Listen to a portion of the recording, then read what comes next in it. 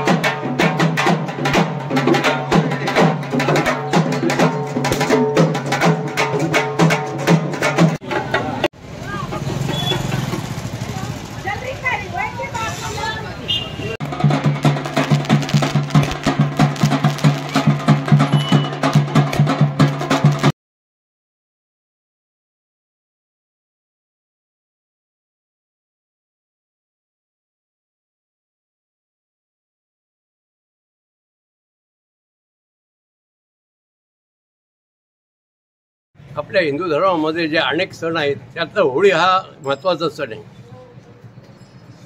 पुतना ही राक्षसी श्रीकृष्णाला मारायला आली होती।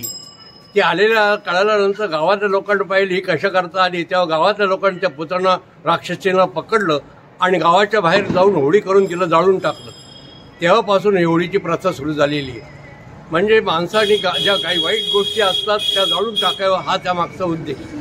आमच्या ह्या बालाजी गल्लीमध्ये, या बालाजी मंदिरामध्ये बरेच वर्षापासून ही अशी होळी केली जाते। ह्या होळीकरता साधारण 1500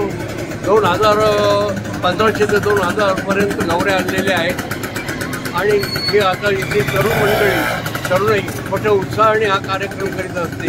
हा बऱ्याच वर्षापासून चाललेली होळी अशीच पुढेही चालू राहील या शंकाने होळीच्या निमित्त सर्वांना हार्दिक शुभेच्छा। धन्यवाद।